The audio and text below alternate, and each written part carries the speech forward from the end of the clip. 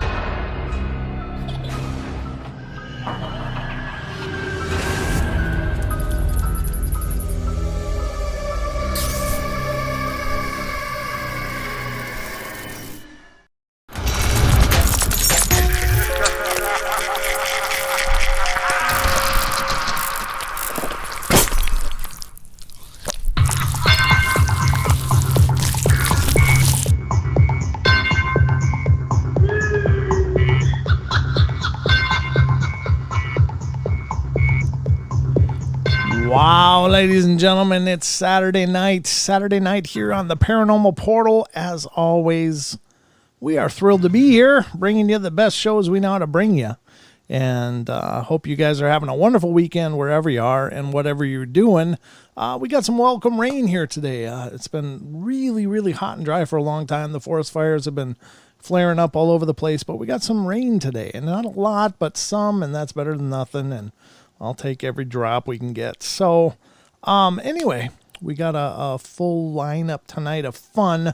I've got a bunch of news lined up for you. I've got a bunch of weirdness lined up for you. And I've got my special guest show co-host, my eldest minion, the the fruit of my loins, my number one son, the first one born. So I guess that by default makes him number one. But I'm welcome tonight. I am thankful tonight to have a co-host, and this is my eldest child, Mr. Sheldon Thomas. Welcome to the show, my boy. How you doing? The one and only firstborn minion at your service. Well, thanks for being here again. You doing good? How's life in Minnesota? Yes. Good? It's good. We got some rain too. Welcomed as always. Been a hot summer over here as well. Well, how about that? Almost half a nation apart, and we still get the same weather. I know, right? Who'd have thunk it? But, ladies and gentlemen, thank you wherever you're joining us from. As always, you can call into the Paranormal Portal if you'd like to talk to us. Please wait till after the first break if you do so.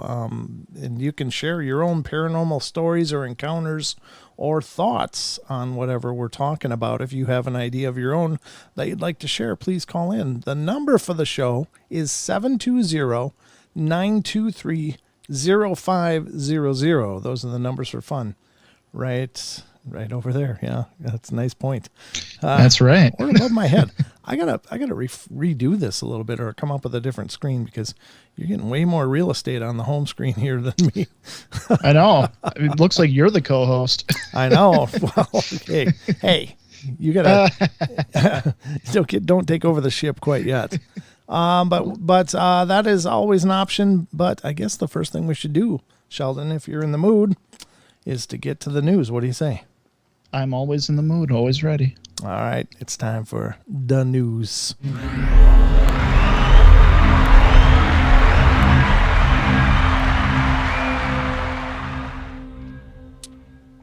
All right, ladies and gentlemen, welcome to the... Oops. Whoa, that's the wrong one. Sheldon, you don't get any screen time during the news. Sorry, I don't have a camera set up for you yet. But welcome to the Paranormal Portal News Desk. We've got some great stories, I think, lined up for you tonight to cover some very unusual things. Some of it is really, really super unusual.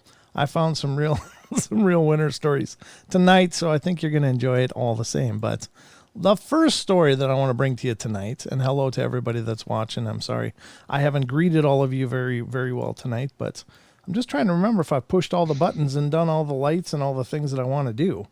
But anyway, as we all know, first and foremost, the world, or the realm of space, has now been conquered by two very wealthy individuals from the planet Earth. Jeff Bezos and Richard Branson have both been into low Earth orbit for about 10 minutes and came back down. But apparently I don't know if they were calling themselves astronauts or if somebody was calling them astronauts, but apparently some clarification has come through that they are not astronauts. And that's our first article tonight, coming from unexplained-mysteries.com. Branson and Bezos are not astronauts, U.S. says. Following the two billionaires' historic flights, the FAA has decided to tighten the definition of the term astronaut. Wow. They can't be astronauts. Both Branson and Bezos, who soared into the heavens aboard their respective spacecraft earlier this month, have since been unofficially declared astronauts for having flown in outer space. The Federal Aviation Administration, however, is not so sure.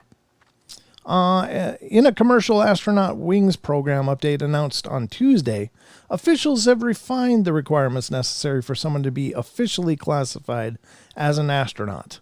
While the main criteria, which requires that the individual must travel 50 miles above the Earth's surface, has been met by both Branson and Bezos, it is now also necessary for them to have demonstrated activities during flight that were essential to public safety or contributed to human space flight safety. I suppose using the bathroom in space doesn't count. Or buckling your seatbelt, I guess. Yeah. Exactly how this new clause can be interpreted in the context of Blue Origin and Virgin Galactic's commercial flights remain unclear. Usually only NASA or military personnel can earn their astronaut wings, and the badges that the pair have been seen wearing following their flights are not official pins, but mock-ups created by their respective companies. Yeah, there you go. Yeah. Here, have a new pin. Somebody's going for a raise, I think. While the FAA's associate administrator can technically give out honorary astronaut wings based on merit, it remains to be seen whether either of the billionaires will qualify for this either. As things stand, becoming an astronaut seems to have become a whole lot more complicated. As if going 50 miles above the Earth wasn't enough. Now you gotta do something up there that's worth merit. So how do you like that? Guess so. Jeez. That's how you hang on to your government funding, I think, is how that works. Yeah.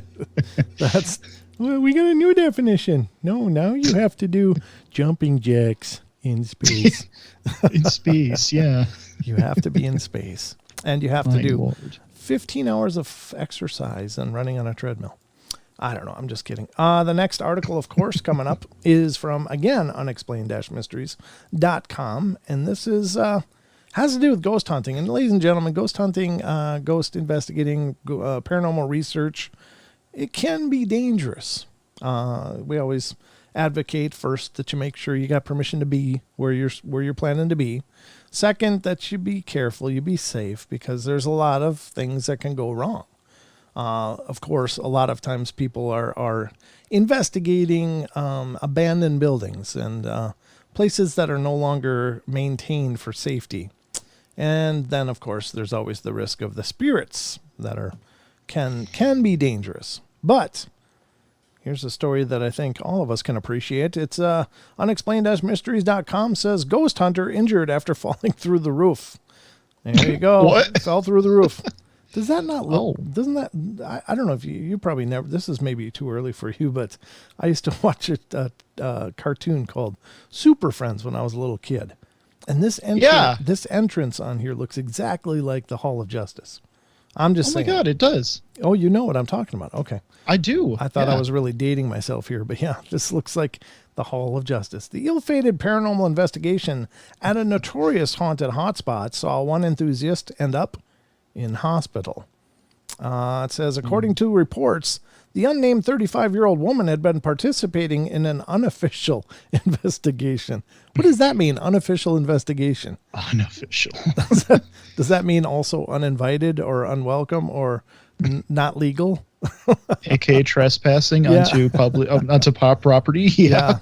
Of the infamous Buffalo Central Terminal in New York when the accident happened. Built in the 1920s, the terminal operated from 1929 to 1979 before being abandoned. Today, it remains a popular destination for paranormal investigators and has been featured in TV shows such as Ghost Hunters due to its notoriously haunted reputation. Today, it remains a popular destination for paranormal investigations. I just read that whole paragraph twice. How about that? Its dilapidated nature, however, makes it somewhat dangerous to explore, as the unfortunate woman in this particular case found out when she fell 20 feet through the roof of an old substation. She was taken to hospital with multiple injuries, and her condition currently remains unknown. While the terminal does sometimes host organized tours and investigations, it is believed that in this case, neither the woman nor her partner had permission to be there. Oh, there it is. Rule number 1, get permission.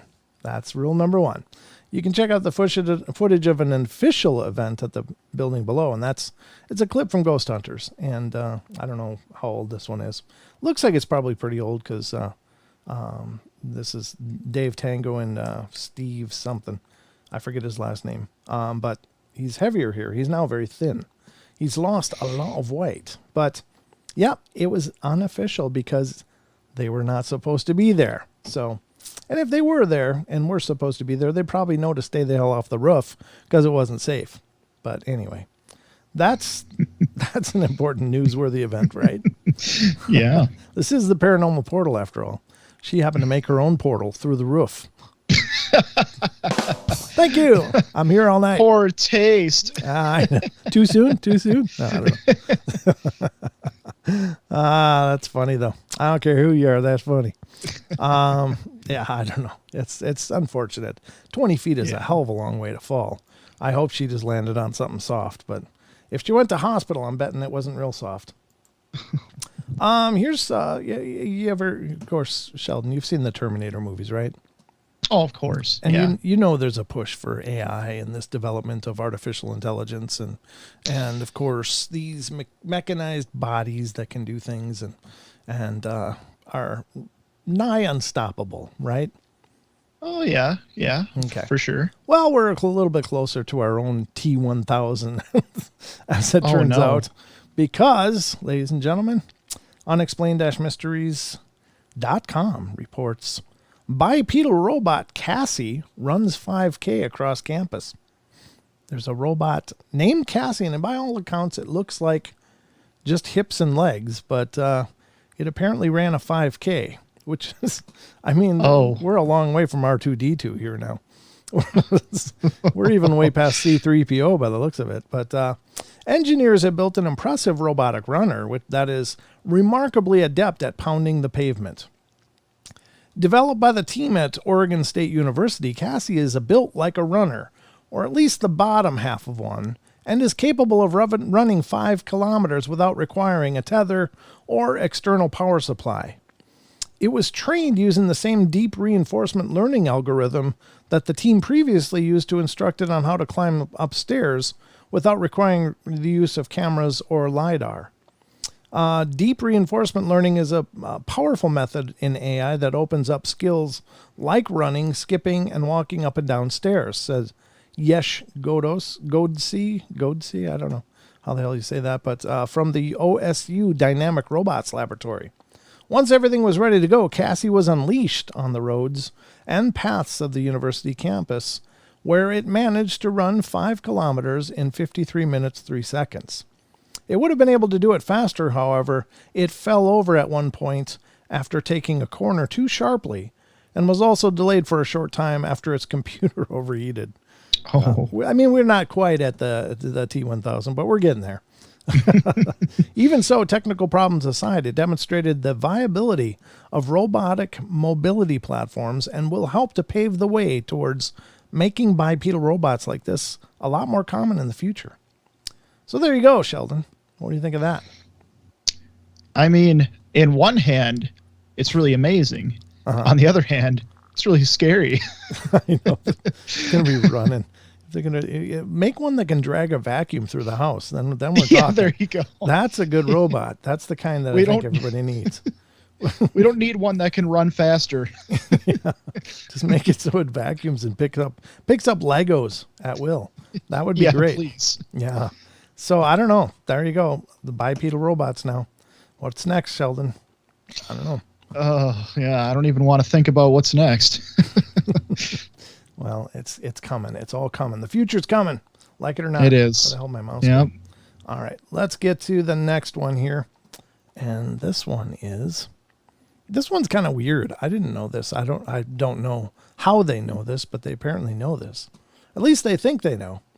And this is coming from unexplained-mysteries.com, and it's Earth's inner core is growing lopsided. What the hell does that mean? That doesn't sound good, right? No, that sounds scary. Again. I know. I'm bringing all the sunshine today, Sheldon. This is what I do. You sure are. Jeez. The inner core of our planet is growing more on one side than on the other side. So why isn't it tipping over? More than 5,000 kilometers beneath us. 5,000 kilometers. Wow. Earth's solid metal inner core wasn't discovered until 1936. Almost a century later, we're still struggling to answer basic questions about when and how it first formed. These aren't easy puzzles to solve. How big is this? This is way too big. All right, so the Earth's core might be going lopsided. It's a really long article, so I won't be able to share much of it here. But I'll tell you what, I will put links in the chats. Here's the thing: is Earth really got an inner metal core, or could it be hollow? There are those that would say there's another Earth below our feet, other oceans below our feet. Could it be that it's not hollow at all? Maybe they're just mining in the hollow Earth. Maybe that's what's going on. Hey, there you go. I'm just kidding. I don't really believe that. I don't really believe that, but it just came to me. So there you go. All right. So it is now posted. The link is posted in both chats on tfrlive.com as well as on YouTube. No matter where you're listening, those are the two places where you can chat and be a part of the conversation. All right. So they're there. What is this? Somebody said something. There's no way we lost that tech because it was stolen. We destroy ourselves just like we're trying to do now. Huh. I don't know. Copper top is a battery. I don't know what that comment is in reference to, but interesting. Let me see. Where am I at? Here we go. And we're going to close this article that I just put links to and get to the next one. We've got 9 minutes until the break, so we're sitting good, Sheldon. Absolutely. Now we're going to get into the really stupid. And oh no. Oh yeah, it was bound to happen, right? Yeah, it was. This is the Paranormal Portal after all. So, ladies and gentlemen, I know that finding love is tough. And finding a good partner is double tough. And finding someone that'll stick with you, stay by your side, no matter what, through thick and thin, and better, worse, richer, poorer. There's it's the signs, the hallmarks of a very strong relationship.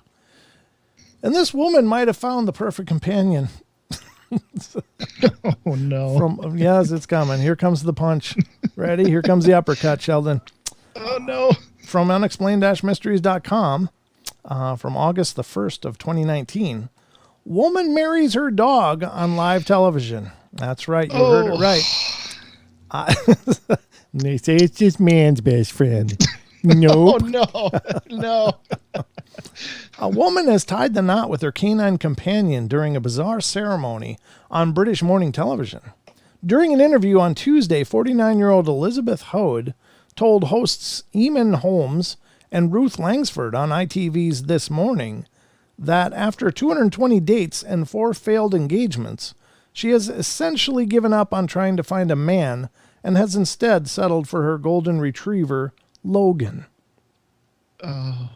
Is this legal? Is this really? Is this legal? Is this? I mean, no, I'm not even going there. I'm leaving that all the way alone. You just leave it alone. He's saved me and I've saved him, she said. I was broken before I got him. The segment was then followed up by a firmly tongue-in-cheek wedding ceremony. Oh, wedding ceremony. It was tongue-in-cheek, so it wasn't real. Okay, good. Thank God. Which saw Hode marry the canine groom, who was dressed in a suit and top hat live on the air. While the peculiar event left viewers scratching their heads, this was not actually the first time that someone has married a dog. Well, was it real or not? I don't get it. Back in 2009, Wilhelmina Morgan Callaghan from Northern Ireland married her Yorkshire Terrier, Henry. When asked why she'd married the dog, she said, "Dogs are better than men." I mean, this is me staring at the camera in case you're listening. I'm just staring at the camera in puzzlement. Another woman, 55-year-old Lily Smartelli of Arizona, plans to marry her poodle cross, Bernie. A poodle cross. I don't know what that means, but he's always there for me, she said. He listens and he loves me no matter what. What could be more? What more could a woman want? Oh boy. He never talks back either, I'm sure. You can view Elizabeth Hode's interview and wedding to Logan the dog on the video below. I think we'll skip that part, ladies and gentlemen. Jeez. I understand. I mean, dating, of course, is largely a nightmare for many people, but I don't know. If you've been on 220 dates, that's all. Okay, so here's the thing. I think here's the takeaway of this. There's one common denominator in all 220 of her dates and failed engagements. There was one person that was present through all of that. So if there's something broken, maybe it's the one element that was there the whole way through is what I'm thinking. I mean, sure, guys can be jerks. Women can be jerks. Everybody can be jerks. And sometimes things don't work out, and that's just life. I mean, it's unfortunate, but it happens. And, but I think if you've had that many failed relationships, there's only one person that was part of all of them. And so you might want to start thinking about some counseling or something. Get into the root of the problem. I'm just saying. Of course, marrying your dog is maybe a close second, but I don't even know how that works. That just is so freaky. That is so freaky. The next article I'm just anticipating to read is that she declares that it didn't work out between those two. In a follow-up interview, she's now filed for divorce and is taking him for all he's got. I'm just kidding. All right, so let's get to the next story and what may be the last story. No, I got 2 left. One left. I got to save that other one for tomorrow night on the show because it's actually a video as well. All right, so if you didn't think marrying a dog was desperate enough, it gets worse, ladies and gentlemen. It gets so much worse because not that I advocate marrying your pets or marrying something that's some animal or something. This goes even further, and I don't even know what to make of this.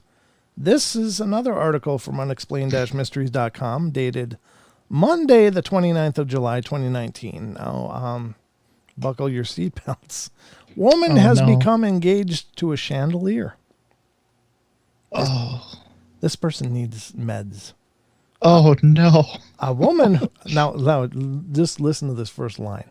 A woman who had previously been in a relationship with the Statue of Liberty is now in love with a light fixture. I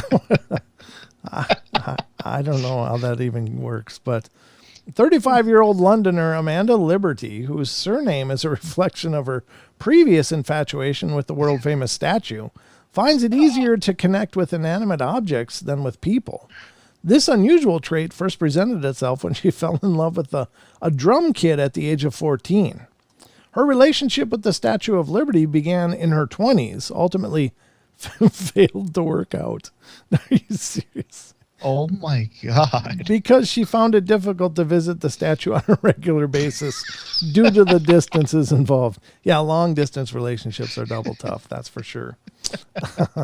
Her current engagement to a 100-year-old chandelier, however, seems to be going a lot better. I don't even completely understand it myself, but I still accept it as part of who I am, she said. She now hopes to marry the light fixture, which she has named Lumiere in the near future. There you go, folks. Lumiere. Wasn't that the name of that French candle on the Beauty and the Beast? That's what I thought. Yeah, I think it is. I think so. Wow, folks. Man. So this is all the weirdness I could find for you guys, but I think it's plenty. Oh, that's definitely paranormal.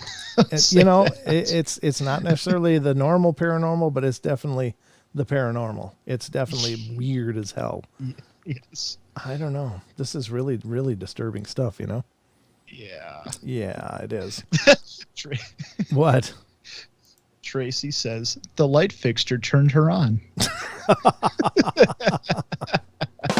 She gets a rim shot for sure. Yeah.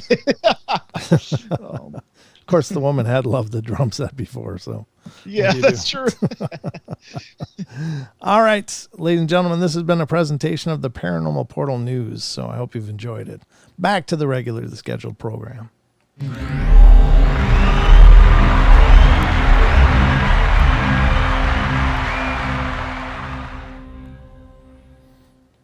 I don't know about y'all, but I feel like I need a stiff drink after all that.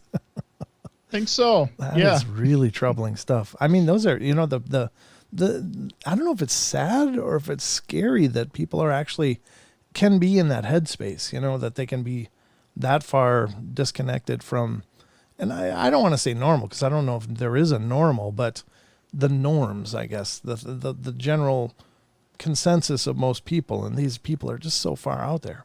But I guess it's part of the wonderful colors that make up the fabric of the world. I don't know how else to say that without sounding like a complete jerk, but there's so many other things that I'd probably say if I wasn't on camera. But for now, we'll go with that. However, ladies and gentlemen, we're at our first break, so we are going to be gone for just a couple minutes. Don't go away. Lots more of the Paranormal Portal coming up. And Nessie says, MCAT, she could really, no, I can't say it on the air. Never mind, Nessie. All right, we'll be right back. Don't go away.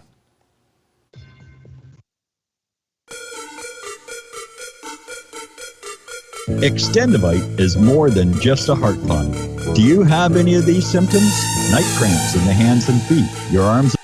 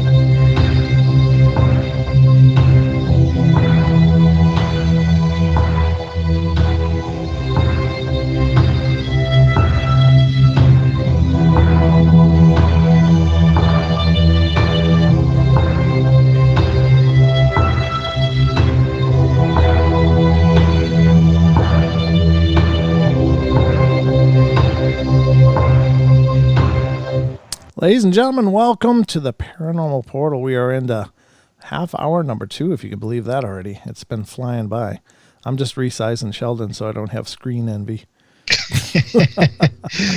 I understand. Look at us now. We're matched now. We're on equal playing field here. Both taking up about the same real estate. He's just, your huge head was floating in my screen. I was like, no. Oh, You're my huge head, eh? You get that came from you. Thank you very much. You get it from me. I'm not saying that. It wasn't degrading. It was I know. You are a chip off the old block. There's no doubt. So right. Now we got a bunch more of the weirdness to go. But ladies and gentlemen, if you want to call in, the phone lines will now be open, 720-923-0500. Those are the numbers for fun right here on the portal. So if you call in, I'll do my best to keep an eye on it. And Sheldon's kind of pointing to where the numbers are above my head, right up there under the words Paranormal Portal. If you're watching on YouTube, you can check those out. But if you're on TFR, iHeart, TuneIn, and TalkStream Live, the numbers are, again, 720-923-0500. So that's the call-in number. Feel free to participate if you'd so choose, if you don't mind. Let me resize this again, move it out of the way. I've got everything crunched onto 2 screens now instead of 3. So, Sheldon, I got some stuff to read here. What do you think? Are you ready for some more paranormal goodness? I'm ready. Okay, well, let me get it all up here on the screen. I'm going to have to put it over your face, but, Oh, man. I know. It's just I only have so much room to work with here. It's okay. Here's. Okay, there's a couple of things. The first one I wanted to read, and I don't even know if this is really paranormal, but it's a new discovery, and I think this is coming on the heels of the probe that they sent out to check out the asteroid belt, and is now returned. And I think these are the results of it. And I thought this was pretty cool because, quite honestly, folks, I'm really excited by our ability to move forward technologically and learning about the universe, because I think that when you learn about the macrocosm, in turn you learn more about the microcosm, which is us. And so these kind of things I think are fantastic. And I mean, don't get me wrong, I know that science is oftentimes incredibly imbalanced, and rather than whether we should do something or not, it's never much of the question. It's just, can we? And that part of science bugs me, but I'm always excited by the new discoveries. And this is coming from Curiosmos.com. And the article in question is Mystery Objects Identified Within Our Solar System's Asteroid Belt, 10 Things You Should Know.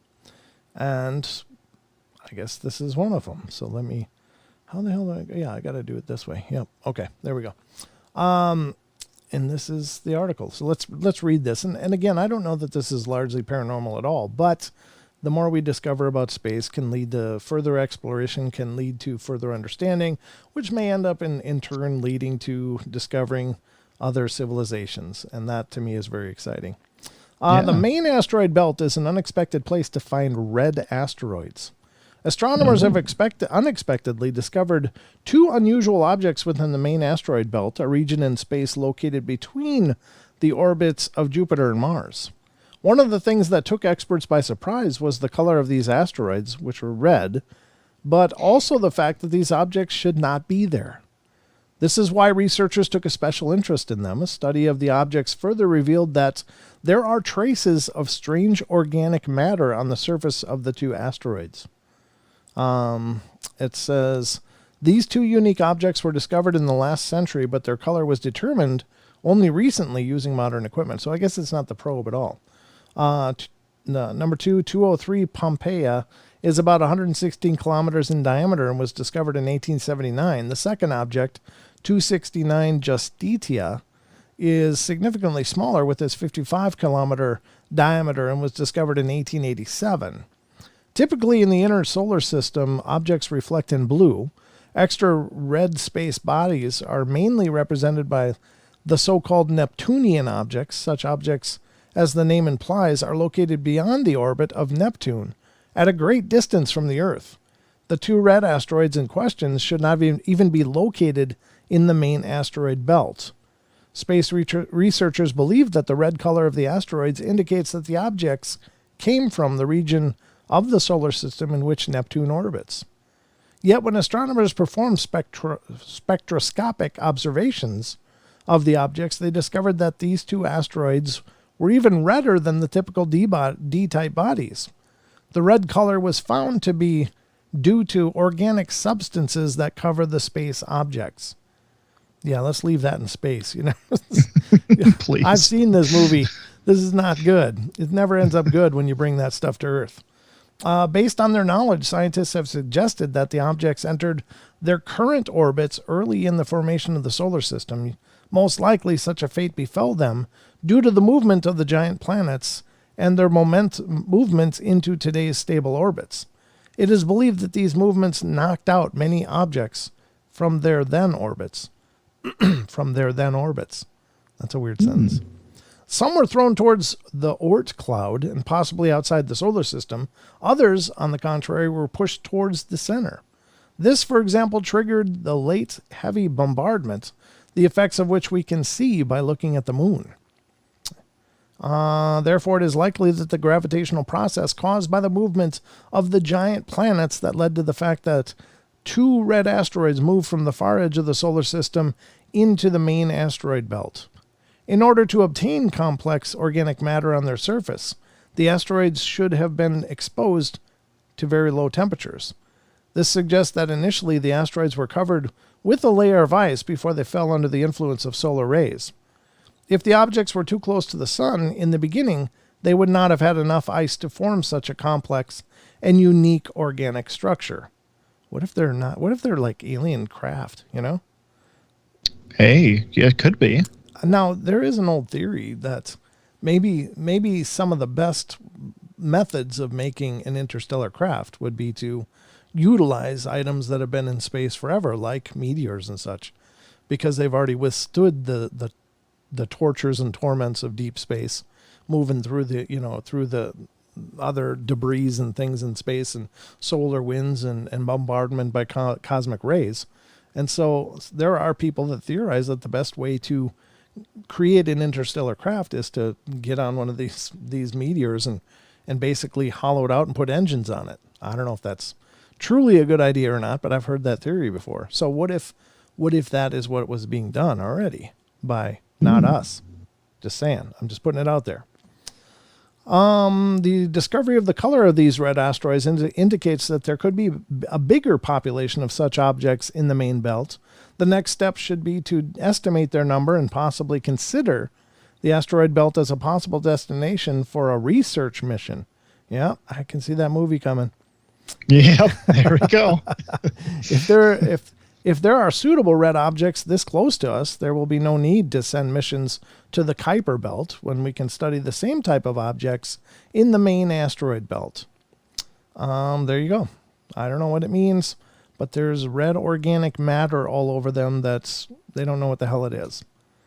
I mean, if it can survive in space like that, that's a scary material in my opinion. I mean, we don't even know how that would even be to humans. That's true. We don't. We do not know that. It could be. Could be horrible. Could be wonderful. You never know. Maybe we'll all get superpowers. You never know. I'm only kidding.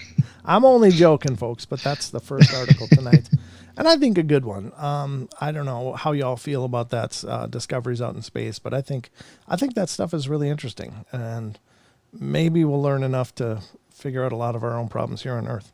Maybe we can find the answers elsewhere. But maybe we can just find an asteroid full of gold. Now that's kind of solve my problems. It's kind of interesting that you say that, because apparently out there, and I don't remember where I saw this, but they thought that there was a celestial body out detected in space that very well could be a huge diamond. Like, oh yeah, like I remember that one. Huge diamond. So yeah. I'm just saying it would probably put the De Beers out of existence, but they're the diamond vendors for the world basically. But apparently it's like planet sized, and it's all just compressed carbon into like a diamond structure. I don't know. Time to go. Put that on a ring, huh? That's right. Yeah. Nothing says I love you like orbiting body, I guess. I don't know. Okay, let's get to the next one here. I'm getting really steamy. Don't know what's going on. Feel the temperature rising. No, I don't want that. Block that. Okay, sorry. Now, yesterday we started going through an article that deals with paranormal, basically ghost events. But I like this article. We read several of the submissions yesterday on the show because they weren't dark and horrible. They were actually beautiful. And so I wanted to continue that article tonight because I find these kind of stories really heartwarming and nice because, quite frankly, sensationalized paranormal events are kind of the flavor of the age. The horrible, the scary, the terrifying, the events that create movies and franchise and stuff are really sought after. But I think we lose sight of the fact that some of these paranormal events are actually wonderful and beautiful and give people hope and let them know they're not alone. And I think these are largely overlooked. So I wanted to focus on some of those now. So we were on number 8 on this list. And this article is ranker.com, people who share their wholesome ghost stories. And it was written by Linda Myers. And it's been a fantastic article so far. God bless it. I'm froggy again. All right, let's read it. See what it says. It says, she wasn't suffering anymore. This is by Mini Pie Mix. Mini Pie Mix. I wonder where these people create these names. God, they're so weird. But I like it. It's clever, right? Mini Pie Mix. Yeah. All right. I babysat for a little girl who had a rare form of leukemia. I loved her so much. She was the brightest, sweetest little girl. After battling for about 3 years, she finally passed away. And that night I was trying to sleep and was on my back, which was unusual for me as I typically sleep on my side. I was staring above me and she appeared. But she appeared to me as she was before she was diagnosed. Due to the chemo and other drugs, her face had been puffy, as well as her poor little body, but now she was whole and like an angel. I wasn't scared at all. After about 30 seconds, she disappeared, but the next night she reappeared again. And this time I went to touch her, and she dissolved. I haven't seen her since, and this is about 25 years ago. But I think about her at least a few times a week, and especially every time they play those sad kid cancer commercials. I don't know if that's how they should be encapsulated, but it just felt so special that she chose me for a couple of visits. Yeah, that is sweet. Wow. I think that's got to be awesome. I don't know why this person rather than the parents. Maybe she did appear to the parents too, but I don't know. I mean, that kind of an experience for grieving parents could be so powerful and could be so cathartic. So I hope they got some kind of visit too. All right, number 9, adopted by a ghostly grandpa. This is by Crazy Cat Lucy. When I was 18, I was attending university and renting a room in an old house a few blocks off campus. I would estimate that it was built sometime between 1910 and 1920 based on the style and neighborhood, but I could be wrong. I do know it was about 100 years old at the time, and the oldest home I've ever had. It was my first time living alone, and since it was such a big, empty space, I spent most of my time in my room behind a locked door. It wasn't super creepy or anything, but at night, when I was alone, I tended to avoid leaving my room, unless absolutely necessary. It had the same uneasy feeling of turning off the basement light and then running up the stairs as fast as you could in the dark. Not for any real reason, but it made your heart race anyway. Near the end of my first semester, I contracted influenza A. It was the sickest I've ever been in my life. I could barely peel myself out of bed to go to the bathroom or to feed myself. I was incredibly weak, my whole body ached, and I was running a very high fever. I actually developed arthritis in my joints as a symptom, which I didn't even know was possible. I remember waking up with a puddle of sweat collected in the hollow of my throat at one point. It was absolutely disgusting. A few days into the ordeal, I woke up to find an elderly man sitting by the side of my bed. There was no chair there, but he was very obviously in a seated position. For some reason, I didn't react with shock at all. I was completely unafraid. I asked him what he was doing there, and he simply said, "I just wanted to make sure you were okay." I must have fallen back asleep because that's all I remember of the visit. This could have been very easily a NyQuil-induced dream or a fever hallucination, but to me it was absolutely real. He was there, and he spoke to me, and I felt very comforted by his presence. A few months later, I had a friend of mine from another school come and visit for a weekend. We did some exploring of the house and found a hatch to the basement. It was filled with old tools and hardware, but one thing stood out to me for no apparent reason. On the wall was a medicine cabinet absolutely stuffed with old pill bottles, regular things like Anacin and other old brand names I had to look up. It also contained many prescription pill bottles that were too faded to read. For some reason, as soon as I saw them, my elderly visitor came to mind. I wondered if maybe he had some experience caring for a sick relative and came to visit me when I was ill because it was a familiar situation.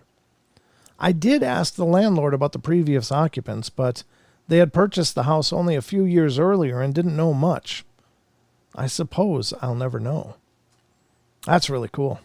Wow. Isn't that powerful? Yeah. I mean, it's one of the, it's like, no matter what you think to yourself, whether like you might say like this person did, like, oh, maybe that was a fever induced dream. Maybe that was just this or that, or what matters is if it's real to you. I think that's what matters. Right. That makes it, that's what makes it real is the person, of course. But I think if it was a comforting presence, it may have been a spirit of the house. It may have been an ancestor. It may have been, a guide, guardian angel, any kind of number of things. But I think it's exactly what that person needed at that time. So very powerful stuff. All right, let's go to the next one. Ghost pets. Now, this is something that I am kind of familiar with, mostly because of my mom, Portal Mom. Oh, yeah. Mm-hmm. All right, this is Ghost Pets posted. Well, there's several of them that are posted in a section here, but the first one is by Shink Oyu Shinkoyu. Okay. Yeah. I don't know. My extremely affectionate 20-plus pound beast of a cat passed from a sudden heart attack.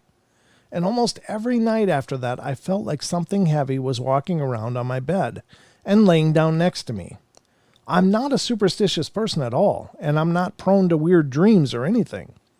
It stopped a month later when I adopted another cat. That's really cool. Somebody, Tracy Gill. Tracy Gill says, Paranormal Portal, my mom passed away of cancer when I was 14. Years earlier, my baby sister died at 3 months. Days before Mom passed, she woke from a coma and said, "I got my baby back." Oh, wow. Wow.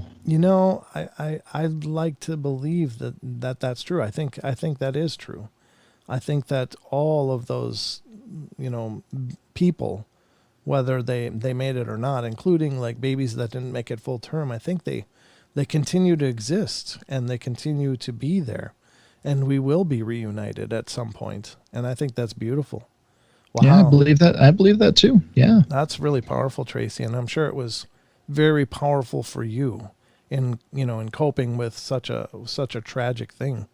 But, knowing that they were now together, I think that's a beautiful thing. Thank you so much for sharing that. That is beautiful. So Portal Mom actually has had experiences like that. She had a little Maltese named Tucker, and he passed, but Mom and Tucker were inseparable. They were just always connected. And that dog would get up on her bed every night and do these weird, like when dogs are going to go to the bathroom when they're going to poop, they like do 15 circles. Like there's some kind of unlimited or unknown criteria to where to poop. Well, this dog did that to lay down. Like he'd wander around in these circles, and he found just the right spot, and then would boom, fall down and just into his comfy spot. Well, he passed, and of course Mom and Dad were both crushed by that, but Mom started telling me, she said, I think I felt him. I think I felt him walking on the bed. And then she kept telling me, here and there, that she does still from time to time feel him get on her bed, do the circles, and plop down. And I think that's awesome. Somebody said, Brent Thomas, butchering names in foreign languages since 2017. I can brutalize the English language. I'm just going to say. And if you give me another language, forget about it. I will shred it. Yep. Love you really, Brent. Love you too, Nessie. Thanks. I don't claim to be a worldly man. I'm just going to put that out there. But yeah, very cool. We got about 5 minutes till the break. I think we can make through both these pet things. The next one is by Agile Strawberry. Nice. My first dog did that. Not every night, but every now and then she'd curl up beside me on the bed. I could see a dent and the spot would be warm like she was there. She did it when I moved too. When I got a new rescue, there was one night I felt her do it and then slowly get up and leave. And moments later, our new rescue took her spot. Our rescue wasn't big on cuddling and didn't do it again for over a year after. Felt like it was a special moment between her ghost and our new boy, and I just got to witness it. Yeah, that's beautiful. Yep. Okay, the next one is by Daikiai 2. My mom's cat, Gus, who passed away a very long time ago, likes to hang around my mom's bedroom at her house. Thing is, he never lived there. We moved into that house when I was 6, and Gus passed before I was born. Well, guess he attached to my mom and still likes looking after her. He won't venture downstairs or even too far down the hallway. He just stays in her room or by the doorway. My fiance saw him once and didn't know it was Gus. Thought it was her current cat, until she actually saw her current cat the next day. Had to explain that one to her. Oh, saw the mom's current cat. Okay. So she saw the spirit of the cat and thought that was her current cat, the mother's current cat. But then the next day she actually saw the current cat and knew that wasn't what she saw. Very cool. Yeah. Very, very cool. All right. I think that's the most reassuring thing you could see or feel from like a pet that you had that passed away or whatnot, is to know that they're still around and still watching over you, protecting you, whatever the case may be. Yeah, I think so. I think it's a beautiful thing that, I think they wait. They wait with us and probably transition with us when our time is over. I think so, yeah. Yeah, I think it's a beautiful thought. For sure. For sure. All right. A dozen dimes, number 11. Oh, thank you, Cold Stairs. Whoa, yeah. Hey, Brent, my wife Raven says hello. She's a longtime fan, following you on Spotify. Oh, very cool. Thank you. All right. Thank you, Cold Stairs and Raven. I really appreciate that. That's awesome. Thank you so much. That really helps. Thank you. We appreciate that. All right. A dozen dimes, number 11. This is by Flaming. I can't read this. Flaming Go. Never mind. Something that continually happens to my boyfriend and his family. His grandfather passed away a few years ago, and while he was still alive, he always used to hide dimes amongst his family members' things as little tokens to find throughout their days. Now that he's passed, my boyfriend's mom, grandmother, himself, his dad, and his sister all find dimes everywhere they go. They'll find them in their pockets, on the ground, in random places they haven't been touched in quite some time. My boyfriend and I also recently moved into a new place, and outside of it, stuck in the cement, was a dime. So it's either a coincidence or his grandfather is still watching over them. I think they always watch over us, Yeah. I don't think there's a time limit on that. I think, these people that we've loved in life continue to be around us, even though they don't have a body. In the physical sense, they still, that love is a bond that doesn't get broken by that. And I think they still very much are active in our lives, but we just don't see them or experience them in the same ways. Yeah. And it's like I was saying earlier, like whether this was a coincidence or not, all that matters is the impact that moment had on you. Amen.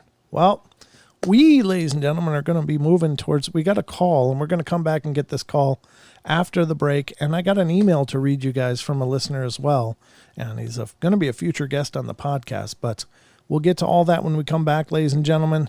So don't go away. Again, you're going to see music or commercials wherever you're listening or watching, but we will be right back afterwards. We got to do the station breaks because it's part of the deal. So that's right. To keep everything synced up, we're going to do a commercial break and break for those of you on YouTube. We'll be right back in just a couple minutes for the second hour of the show. Don't go away.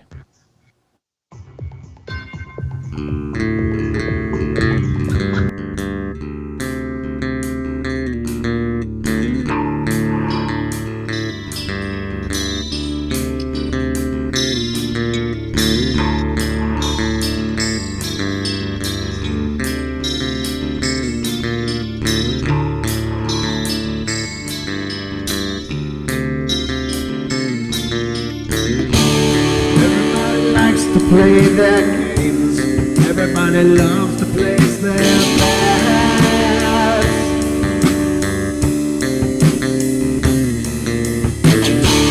They don't understand the price I paid.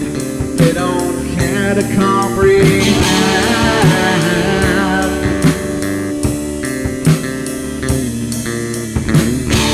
Trace their lines upon my body, dripping scars across my heart.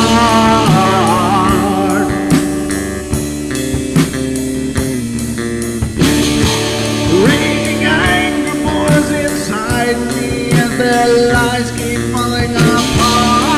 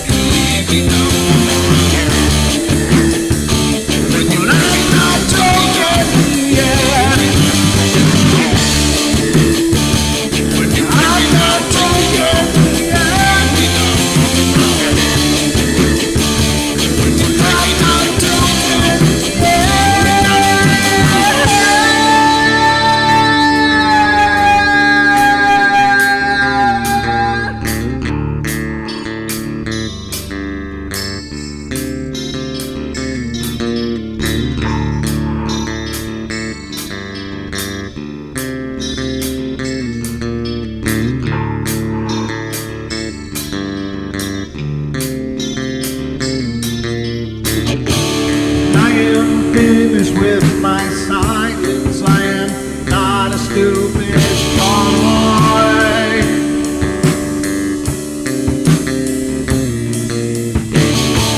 No more breaking me with kindness, just you dance upon my joy.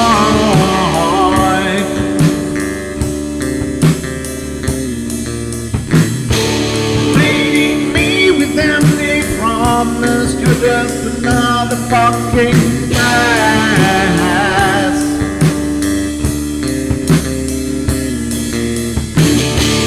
Taking off the slice of my sanity, just make sure that you're well fed.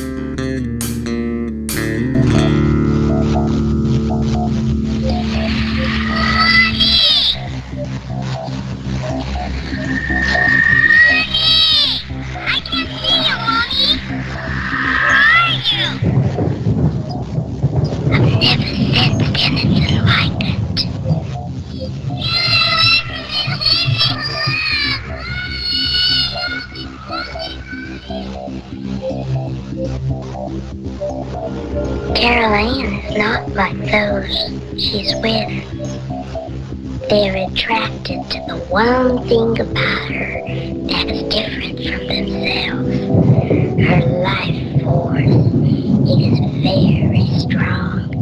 It gives off its own illumination. It is a light that implies life and memory of love and home and earthly pleasures. Something they desperately desire, but can't have anymore. Right now, she's the closest thing to that. Poltergeist are usually associated with an individual. Hauntings seem to be connected with an area. A house, usually. Poltergeist disturbances have a fairly short duration, perhaps a couple of months. Hauntings can go on for years.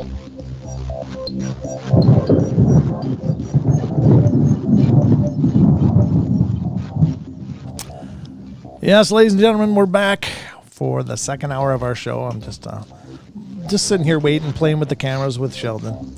Yeah, you know.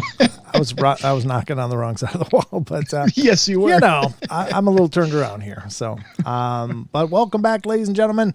Hour number 2 now begins on the Paranormal Portal, and we are, of course, we've been keeping these people on hold, Sheldon. So we should get to these phone calls, don't you think?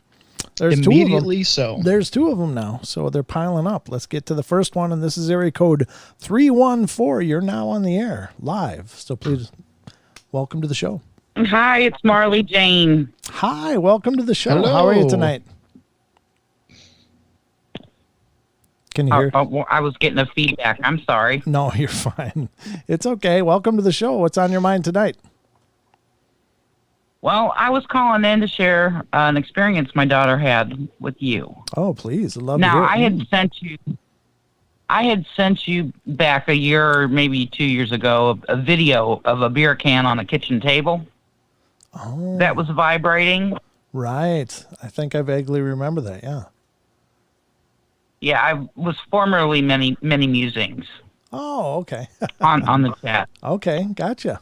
Well, I was with my daughter in her car today, and she was driving, and on our way home, to get to my house, you have to drive up this big, long hill, and it's just 2-lane back road, curvy highway. Okay. Back road, curvy road. Nope.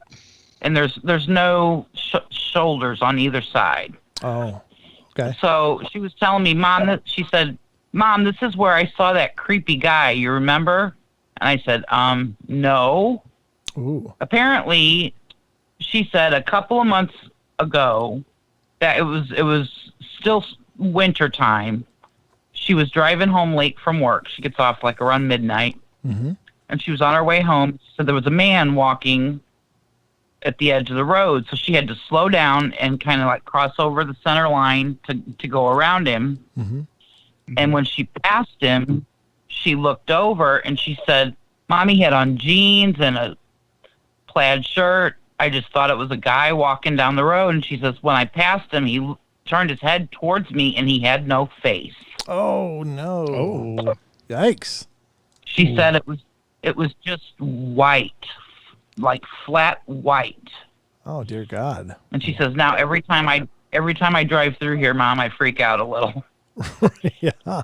Understandable. Is that area known for anything like that, or is this just kind of a one-off event? It was a one-off.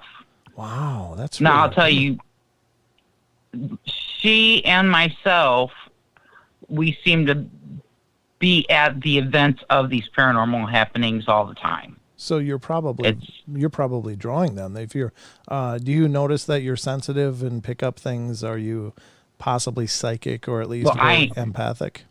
I am. Okay. I am. I actually worked as a medium for a long time. Yeah. And I don't do that anymore. Okay. She has been sensitive her whole life. Yeah. But the house that her dad lives in, where that video was filmed that I sent to you, it's the most active house I've ever seen, and I've done a lot of investigation. Wow. In different places. And in the house I lived in for 12 years, had to be the most active place I'd ever seen. Oh my God. Are they still there? Are they still living in that same place? Yep. Wow. Yep. So Yep. There's been times she'd be there by herself, because I haven't been there. It's been 10 years since I lived there. okay. But when she goes to see her dad, she'll be there, and sometimes she'll be there by herself, and she'll hear something, and it'll weird her out a little bit, and she'll call me, and she's like, "Mom, I don't know if I want to leave and come back to your house or just wait it out." Yikes. I know there's been times when she's been here, and her dad would get home. There's been times when he'd back his van back up and leave and not go in that night because he'll look up and there's somebody standing in his office window on the second floor. Oh my God. So, do you know what the story of that property is? Is there any reason they're there, or do you think it might just be because of the sensitivity you guys have? I think there's nothing that I know of. I mean, there have been people that died in the house, but I'm not a believer of souls getting stuck in houses when they die. Okay. But it's also the oldest. It's also the oldest home on the entire subdivision. Oh wow. So okay. It was originally like an orchard, and it got turned into a subdivision. Wow. And his house is the oldest one. It's like 115 years old. Yeah, that's a lot of history. Yep. Yeah. Wow. I mean, it's just a lot of time has passed. But I think my dad thinks I happen to draw a lot of stuff to me. Yeah, I would agree, and that comes up all the time, that people with sensitivities or even sometimes they don't even know it, like it's a latent sensitivity that they have, can still draw the attention. And I'm not sure why. It's like somehow the spirits know when somebody's sensitive, and maybe it's because they desperately want to tell their story. Maybe there's something about, being able to share the things that would, in their life that would be like closure for them, or what, I don't know, or maybe just for help crossing. But maybe it's otherwise too. Maybe they like to absorb that energy. You never know. Yeah, I don't really know. She told me that today, and I said, you know what, I'm going to call Brent and tell him that one. Yeah, the faceless spirit thing is a weird one, because, and I just got to believe that that's meant for shock value. I mean, I don't know why they would manifest themselves in such a way unless they were trying to shock somebody, and it just seems like, strategic. You know what I mean? I thought it was weird because she said he was completely solid, like he was, a human, just a live person. Sure. She just assumed it would probably someone from our subdivision, walk home, and, we're semi-rural. She didn't remember seeing a car anywhere, but she said, Mom, everything about him was normal, but he didn't have a face. Wow. Yeah, that's a pretty big thing to be missing. Wow. Yeah. I'm glad it was just a one-off event, though. Those are kind of the creepy things that you're glad that they don't latch on or continue or keep pursuing. But man, that's creepy. That's double creepy. Yeah. But that's what I wanted to share with you tonight, just because she told me about it today. Well, thank you so much for calling in and sharing that. That's really cool. And if anything else happens, please keep us informed. Oh Lordy, I've got a whole laundry list of stuff that I've seen. So will you please email me? Because I think it would be great to potentially do a podcast interview with you of all the stuff you've seen, if you're interested. I mean, I could be interested. I think I've told you several stories over the last few years just by calling in, but you have. But it'd be fun to get them all in one place. I mean, just email. You've got me on Facebook too, so. Okay, well, if you would just send me a message and make sure, because I got 3,000 people on Facebook firing me messages all the time now, so I'm kind of getting lost in the shuffle. But if you send me an email, I'll be sure to grab right onto it, and we'll get something scheduled. Okay. Okay.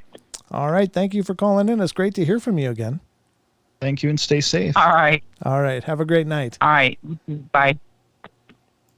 Very cool. Yeah. Nessie brought up a good point too. She said, I think when you have the gift, it's kind of like a big psychic neon sign above your head for spirits, so they know who can see them and they show up. Yeah, I think that there's something to that. They do seem to know. We got another call. Let's get to this, and then we'll get to the email. Yes.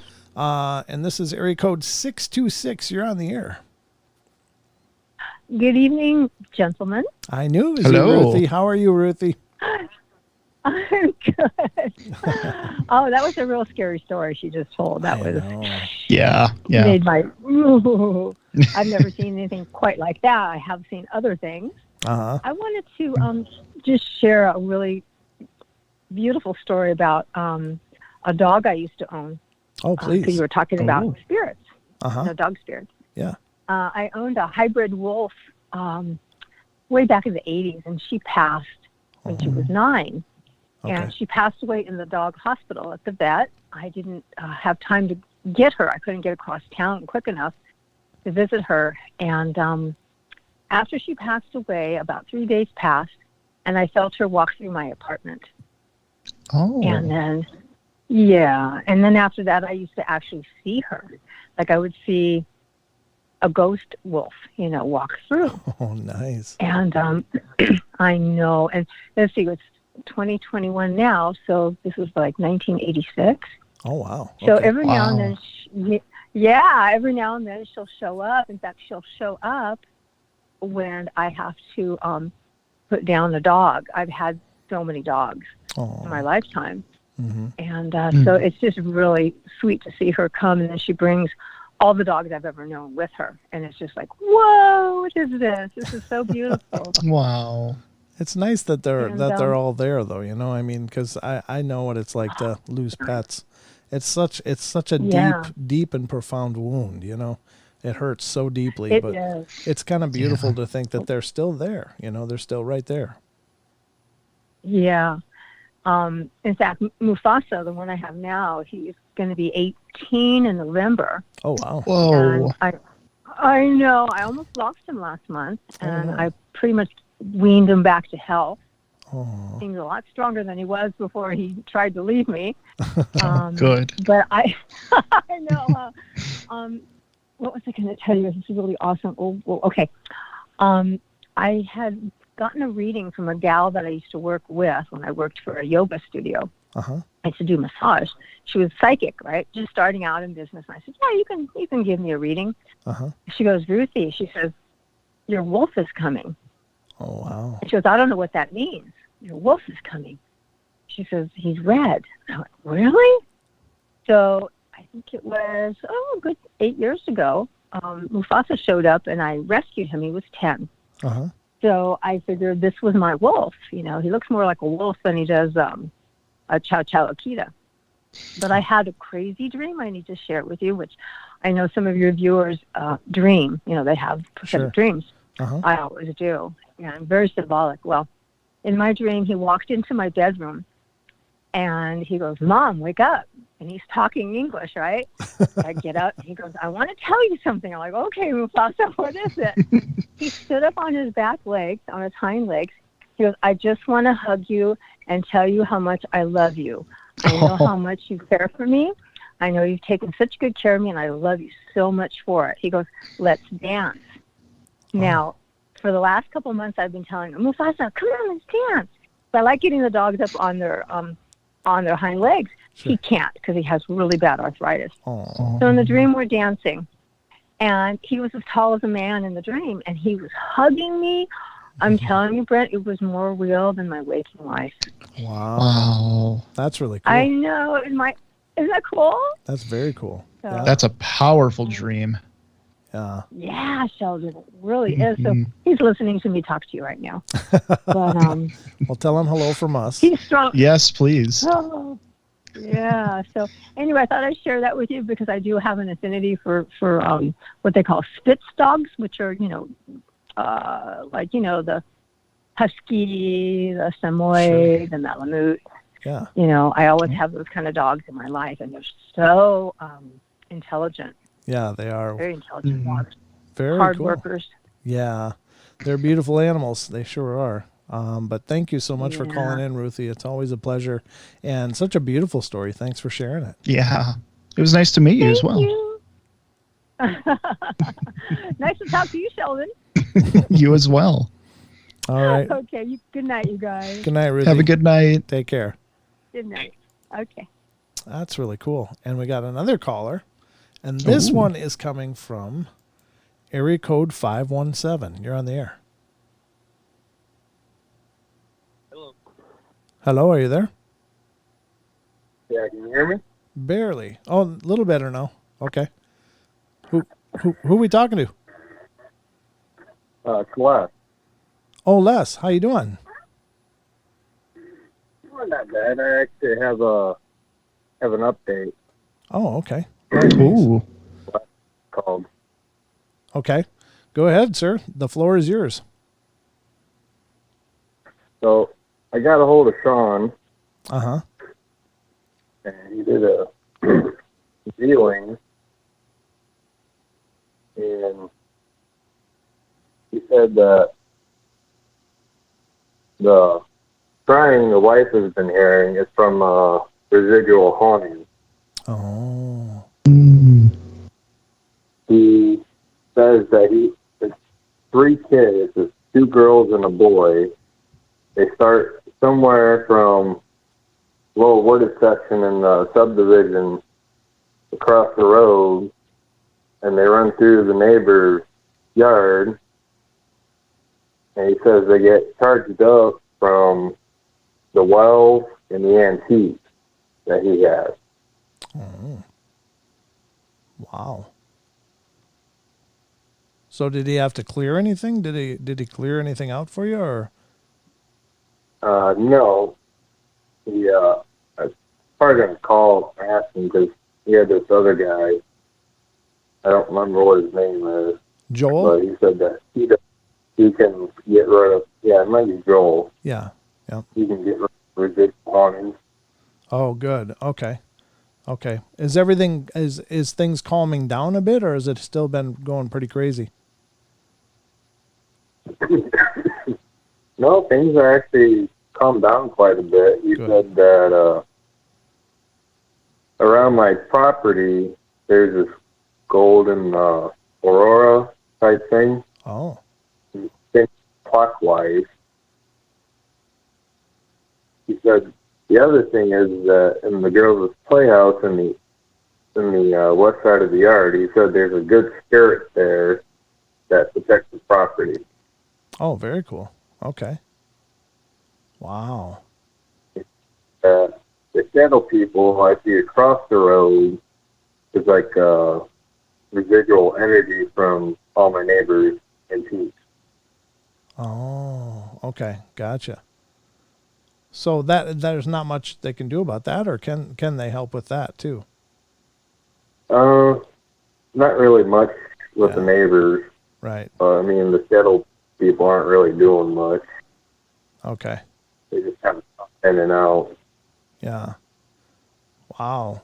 Well, that's cool though. I'm glad you got a hold of him, and I'm glad that you're moving towards resolution on that. I know that those kind of things can be so hard to live with, and it's absolutely, the big thing is just not knowing what you're dealing with. So I think it's really helpful to understand at least what you're dealing with, and to be able to move towards getting that cleared out. So I'm really glad that you guys finally connected. Yeah. He also says I have Faye living in the woods behind me. You have a what in your woods? Faye. Oh, Faye. Okay, sure. Wow. Well, they can be good or bad, or somewhere in between, or depends on the day too. Just keep them happy. They should be pretty happy because I've yet to get a damn strawberry from my garden. Yeah, I got the same problem here, but for me it's the squirrels. They think that we grow them for them. They'll go in there and raid the strawberries, and then there's nothing left. But I hear you. That's awesome. But I guess if you're keeping them fed with strawberries, you're doing pretty well. Yeah, I would kind of like some though, but I mean, it's whatever at this point. I just kind of get. Well, maybe next year's garden you split them up, and you let them know these are yours, these are mine. Stay out of mine. You know. I mean, really, sometimes you got to claim your property or claim your boundaries, and usually they'll respect it. So that's pretty wild, brother. That's pretty intense. There's a lot going on there. Yeah, there's one thing I forgot to talk to him about. Oh. Is a week after I did the cleansing of the house with some sage, I had a really weird dream. Okay. I was standing in my daughter's room. They both kind of share a room right now, and it looked like my youngest was standing up, and she looked at me and she said, "He's gone back into hiding now." Mm. And then I kind of woke up, and I felt a little pressure on my head, and it kind of felt like a whole white noise feeling all the way through my body. Oh. Wow. And then I passed back. Well, I think sage is good for knocking down energy, but you may want to look into getting some frankincense as well, because sage will knock like flatline energy, and then at least it keeps things calm, but it doesn't really push things out of a space like frankincense does, or cedar, or any number of different items will, if you burn them in incense, that should help to cleanse a property. In other words, force the negative energies out. But you might want to look into some frankincense. Yeah. Yeah. Yikes. Well, I need to get a hold of Deb. I'm probably going to shoot her an email and get the date available so I can talk to her about it. Oh, okay. Yeah. Well, I'm sure they'll get back to you. I know Sean's real responsive, so I know he'll be talking to you real quick about that, or anything else. Just reach out to him, or if not, just reach out to me, and I'll do my best to contact him as well. Okay. Yeah, it's no problem. All right, brother. Well, thank you so much for calling in and sharing all that. It's great to get the update, and keep us posted. Okay. Stay safe out there. Oh yeah. Thanks, Sheldon. All right. Good night. Thanks for calling, Les. Bye. Very cool. Yeah, Les had some really weird stuff going on his property. And ladies and gentlemen, if you're dealing with any intense hauntings or anything like that, just let us know. We do have people that are connected to the show. At least they are friends of the show and have offered their services pro bono to help people. And so if you're dealing with something that's got you, scratching your head and losing sleep, then let us know, and we'll put you in contact with them. They've done some amazing work helping a lot of people, so we'll be happy to do that as well. Sheldon, your mic's a little hot. Is it? Yeah, can you turn it down just a bit? Absolutely. Thank you. Sorry, it's just, and it could definitely tell when we got the phone calls. It's like, oof. So sorry about that. No, I should have told you earlier. I just didn't realize it until now. Ladies and gentlemen, we still got the email to read, and then we're going to read some more of the paranormal goodness that we've been reading. But we're going to do that after the break, because we're coming up to our last break of the night already, if you can believe that. Already an hour and a half has gone by, Sheldon. That's hard to believe for me. Like, what? I know it is. It's hard for me to believe, and I've been doing this for a long time. Kyle says smudge the place, and smudging is good. That's a sage. It's more effective if you burn it with like sweetgrass, as well as like cedar in there as well. That can be a powerful smudge. But sage by itself is good for knocking down negative energy, but it's not really for purging darkness from a home. It's just for cleansing the environment, but it doesn't force things out. Usually people have to get other mediums, and like I said, frankincense is a huge one for negative energies. It's probably one of the most powerful things you can burn to keep your space clear, as are some tones, like singing bowls and stuff are known to push negative energies out. There's lots of different things, lots of ways to approach it. And I'm not trying to impress upon people to do it as I believe. Do as you believe. So if you're a Christian, use Christian methods, prayers, holy water, and things like that. If you're more New Age or pagan or anything like that, use those methods. If you're Native American, use those methods, or whatever you observe. Use things that are powerful to you. And so, all right, we're going to take our last break, ladies and gentlemen. We'll be back in just a couple minutes, and we will have another half hour of the show. So don't go away. We'll be right back. That's right.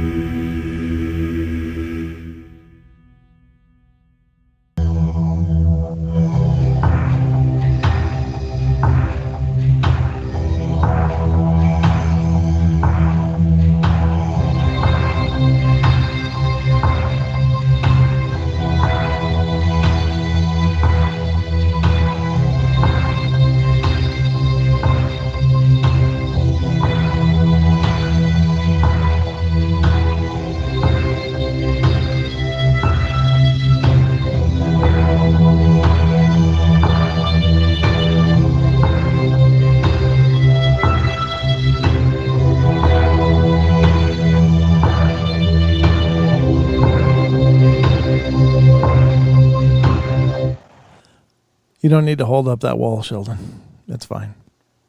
You're still muted. Yeah, but that's Don's fault. Everybody knows that. Oh, look at you go.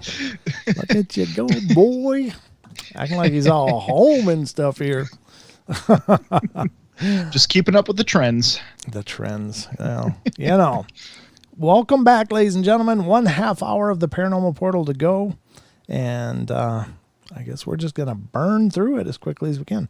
Well, it burns as quicker than even makes sense. I don't know how the time goes so quick, but it does. And as such, we still got more of that article to burn through. So you ready for that, Sheldon? You know me, always ready. Okay. Well, here we go.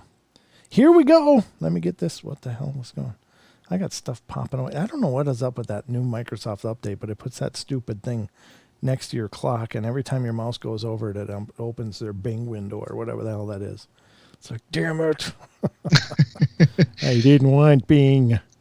All right. No, not Bing. It's a Bing-free zone. I'm Bing-free. That's right.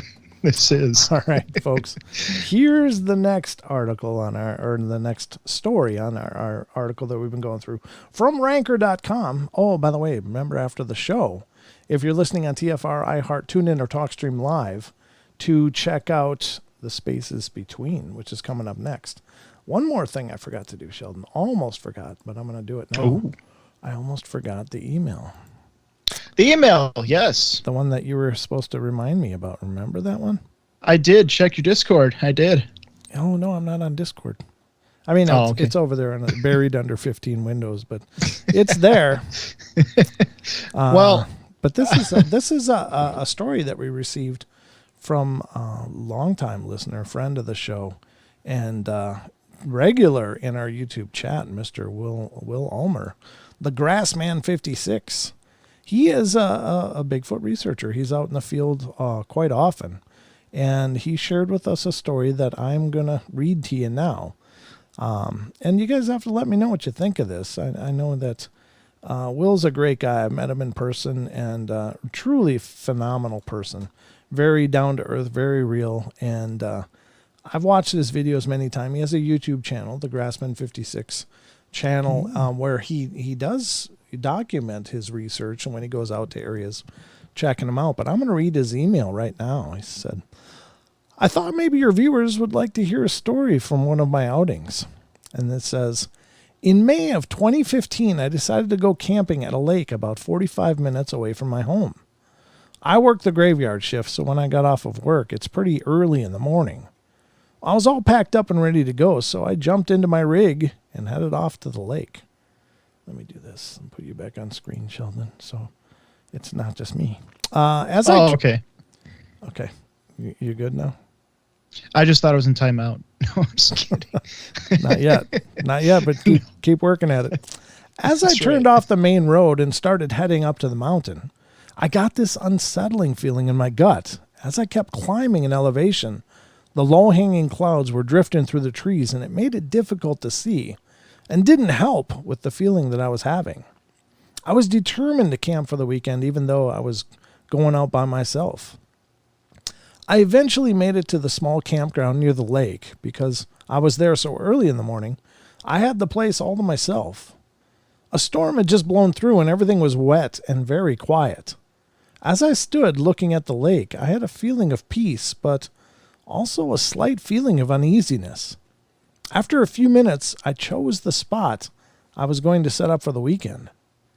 Before I even got the first things out of my car, I heard 2 loud wood knocks from up on the hill overlooking my campsite. I waited for a few minutes to see if I heard any more, but nothing happened. Well, I got all my gear out and started gathering firewood, and that's when I heard a tree fall over on the hillside. Thinking it was just a tree falling over from all the rain we'd been having, I just wrote it off. About 10 minutes had passed, and I heard a second tree fall in the same area. At this time, I started thinking twice about the feeling I had earlier. I started getting a fire started when I heard something falling through the trees and a loud thump sound. I turned and looked, but I didn't see anything. As I was putting another log on the fire, I heard something coming through the brush. I turned quickly and saw a large rock the size of a bowling ball bouncing down the hillside and splashing into the creek next to my camp. As I looked up the hill, that's when I saw it. All I saw was a slender black figure rocking back and forth, and then it took off to the left super fast. The vegetation was thick, and I couldn't see its head or its legs, but I saw upright torso and a long arm swinging behind it as it ran off. I've seen plenty of black bears before, and this was no bear. The speed it had was frightening. I could hear its feet as it ran.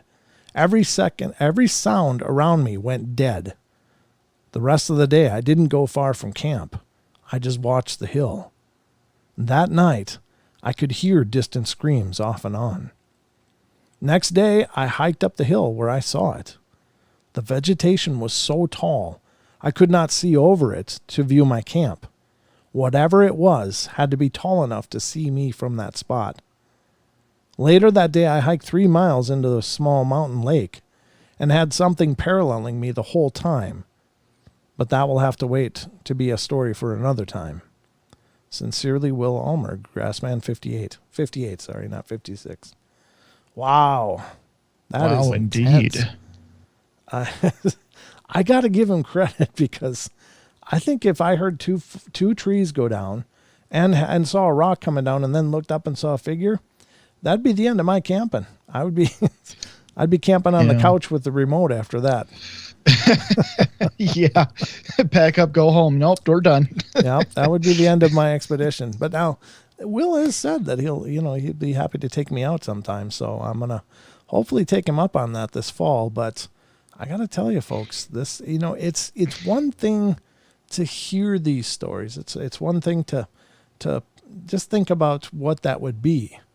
But it's a whole nother thing to be there in person and just imagine that unsettled feeling, because while I'd like to think that these things are intelligent and they're just razzing us for the most part, just maybe trying to get people to move out of an area where they're going to be or whatever, for the most part, there's another side of them that could be there.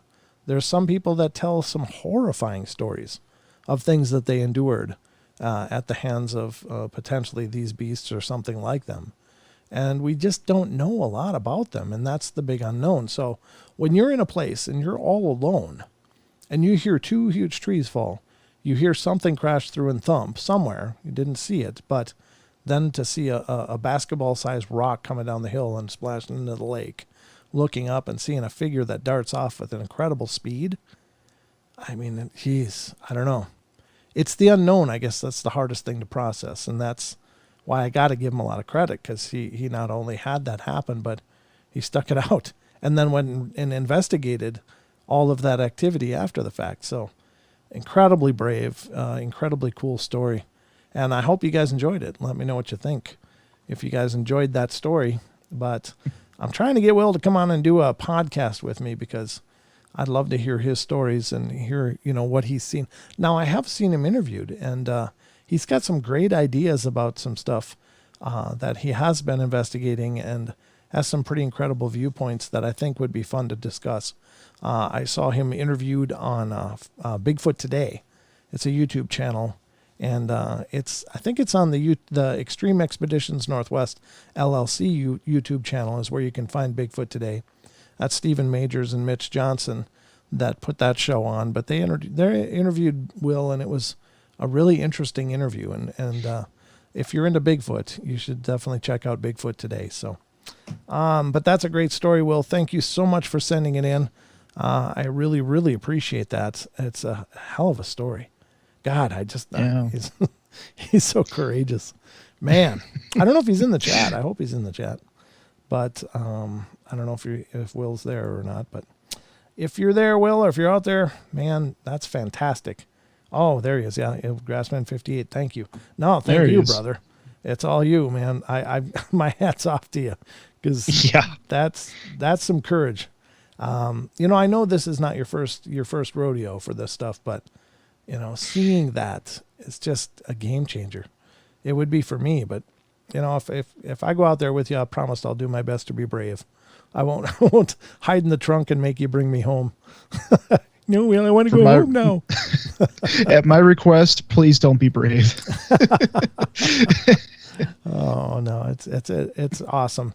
I mean, you know, honestly, they do these really aggressive displays and stuff, but I think it's mostly a display. I think it is because, of course, they wouldn't have to make noise and push down trees. They could just sneak in and twist your head off. I mean, they're that strong, they're that agile, they're that stealthy. So they don't choose to do that. They choose to do these grand displays to make people go, oh, okay, let's get out of here. And I think that that's just how they intimidate people out of their areas. But, you know, I think that if you stick it out, then much like what he described in that story, then they just move on. Now, he heard screams from quite a distance away on and off after that. So apparently that one or a family group just moved on because he didn't go. And so I think that that's probably just their game. But he did say something was paralleling him. So they were still very aware he was there. And they were keeping tabs on him. So that's really intense. Portal Mom says, I'm with you, Sheldon. Yeah, you're outvoted. Sorry. Sorry, but I got to get out there. It's what the you know, the Paranormal Portal demands. That's right. That's true. Boots on the ground. That's right. They're on the ground in the backyard. As I mow. Yeah, as you mow. As I'm mowing, that's my boots on the ground. But all right, so we got a little bit of stories left to get into here. Let me reconfigure things. But thank you again, Will. That's really cool. That was an amazing story and one hell of a story. And I hope you guys all enjoyed it out there because Will's got to do a podcast with me now. Don't you agree? If you agree, type 1 in the chat that Will should be doing a podcast with me. I'll even type a 1. All right, good. We got to get those ones. That's right. All right. So anyway, we got a little bit more to do here. A little bit more. There comes the ones. Yep, Android. There we go. Yep. G says 2 of them. She did 2 of them. Maggie's 1. Good. Yep. Well, you're being voted into the island. So Cold Stairs. Yep. There we Cold go. Stairs gave us a 1. So you definitely got to do the interview. Sorry. The crowd has spoken. I'm just saying. All right. Let's get back to this. Boom. I covered you up again, Sheldon, but you're still with us in spirit. Here's another Only story. my lovely voice. You and your dulcet tones. Grandma washes away with the rain. This was posted by, what? Carmel Corleone? Okay. I don't even... Carmela? Oh, Carmela Corleone. Sorry. My other grandma passed away unexpectedly 5 years ago this August, and we all had trouble accepting it. She had a massive stroke, and we turned off the machines and allowed her to pass peacefully. It had threatened to rain all day, thunder rumbling, lightning, gray skies, but the rain refused to fall. Only moments after she stopped breathing, the skies unleashed this amazing rain, and it was like all the angels started crying at the same time. It was the most beautiful thing I've ever seen, and it produced this gorgeous rainbow after. That's beautiful. That is a beautiful one. I think, you know, so skeptics could just say, oh, whatever, it just rained. But Yeah. you know how those people they just can't let anything be magical. But I think those things are magical. They're signs, and they certainly meant something to those who were there, you know, mourning the passing of someone they dearly loved. And so I think that's very powerful. Yeah. So the only thing that matters is the impact it had on you. Right? That's right. Exactly. This one is number 13, A Little Girl Looks for Love. This sounds kind of tragic. It's written by Sour Patch Kid. An apartment we used to live in had a funny feeling in the hallway by our bedroom. It felt like one of those run and jump on the bed so the monster doesn't grab your ankle kind of vibe. I started feeling bad when trying to dodge it and being creeped out because both my husband and I had felt the presence of a little girl, 5 years old to be specific. I wonder how they came up with that specific age. We always slept with our door closed, but it started getting to the point where I couldn't get myself to close it. I felt like it needed to be open so she knew we were in there and she was safe with us. It made me kind of sad. I felt like she was abused or unloved. Once I started embracing it, the uneasy feeling turned into the realization of loneliness. Then that sad, lonely feeling turned into comfort. It was not maternal at all, but for some reason, I had this urge to protect whoever she was and let her know she was safe with me and my husband and she can't be hurt anymore. After about a month of this, it all disappeared.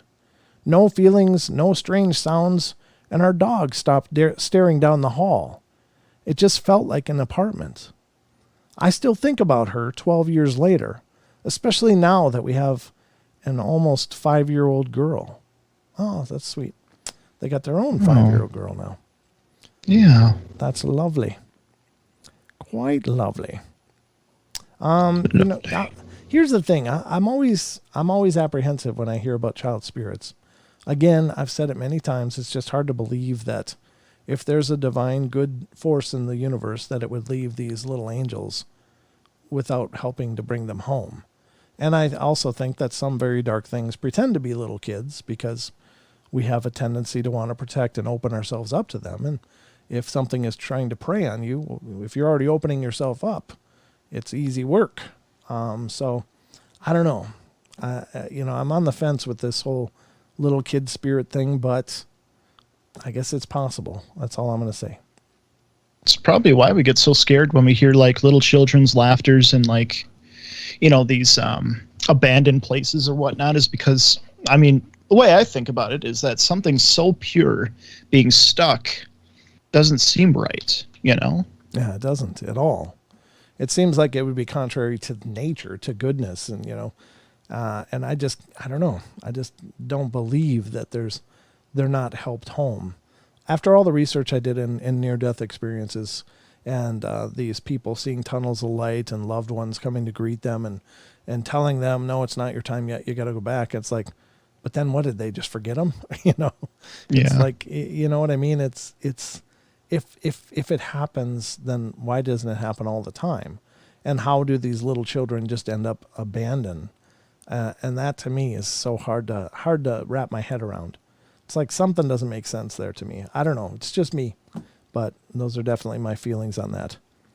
Yeah. All right. Number 14. How much time do we have left? Let me look at this quick. I got to make sure we're doing good. We got 8 minutes. Yeah, we're fine. Okay. This is by one dude. Okay. A buddy of mine was unloading some dirt bikes on his own. He's had leg issues before, and unfortunately that day he slipped and a dirt bike fell on his bad legs. His shop was about 20 feet away, and his wife was upstairs in the house, too far away to know what was going on. My friend, in agony, started crawling to the shop to try to reach the phone. This was pre-cell phone days. And all they had were landlines with buttons on the base with the pigtail cord to the phone.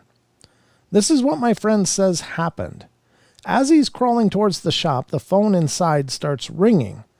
The phone then lands off the receiver onto the floor. When he reaches the phone, his wife is on the line and she didn't know what happened. She was just answering the ringing phone and no one else was on the line. He tells her what happens and they drive to the hospital. I'm not sure if it was paranormal or just weird anomaly, but it was miraculous for sure. That's really cool. So the phone in the shop fell off the receiver, called his wife, who was too far away. She answered, and he was able to tell her what happened. Wow. That's a pretty cool story. Indeed. Wholesome, absolutely wholesome. I will say so. It Seems Very Polite is the next one by Spooky Faye. I was visiting my boyfriend of the time in his new apartment with my cat. His apartment had zero furniture besides a bed in the loft upstairs, and his living room was totally bare. Well, he left for work, and I decided to play with my cat in the living room with a ball since it was so wide.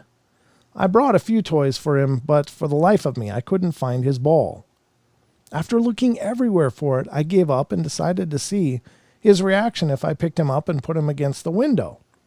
A minute later, I turned around, and there, sitting perfectly in the middle of the empty floor, was his yellow ball I was looking for. I wasn't creeped out or anything. I just said, Thanks. Yeah, that's cool. I think that's a good story because, I mean, it would be easy to go, oh, yeah, I'm out of here. The ball just showed up. But maybe whoever's there just know you were looking for the ball and like, oh, I got it. There you go. Yeah.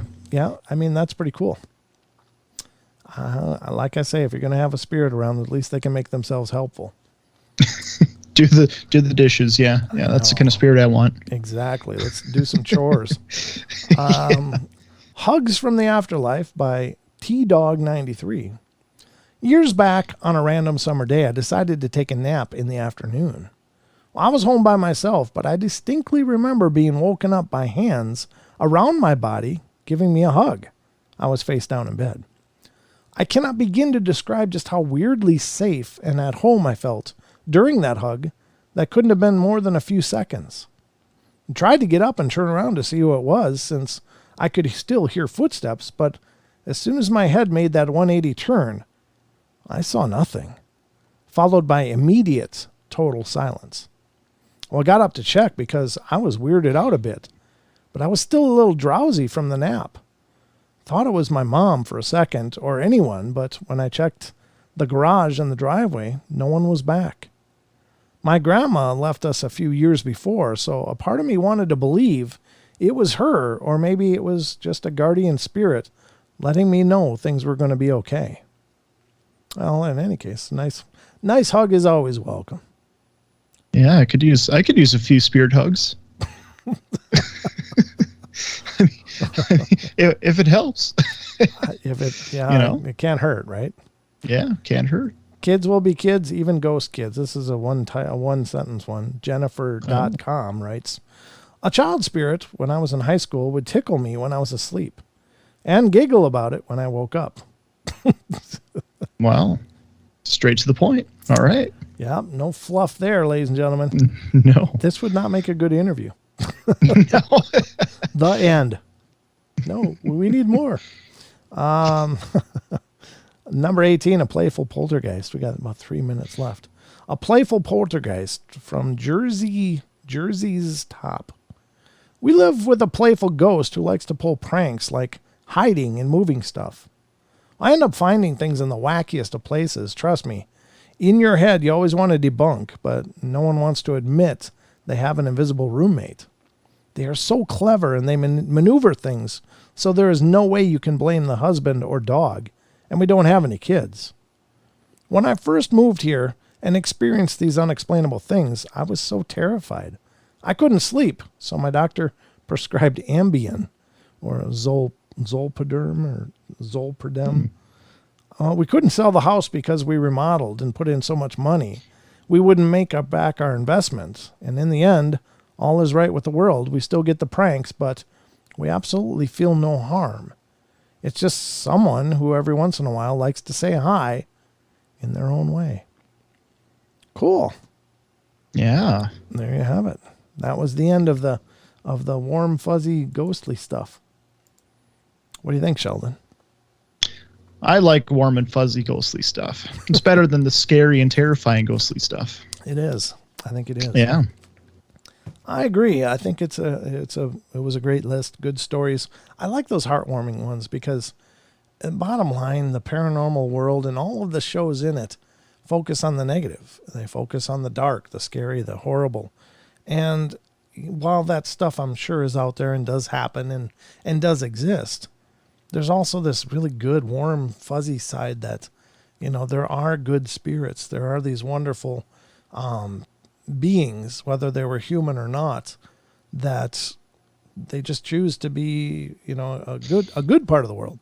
Maybe they look after us. And like some cultures, like I think it's the Slovakian culture, or maybe I'm wrong, but it's some culture over there that speaks of domovoys. And there's other names for them, but they're basically these house spirits. The idea is that every house has a spirit, and it's a guardian of the house, and it's usually bonds to the people that live there and works to keep things straight, and they can sometimes get crabby if you screw with the house or the area, but generally they're considered these wonderfully protective spirits. And, other cultures have ideas for that too. And maybe those are really true. Maybe there are, maybe every house does have a personality or an energy or a spirit to it.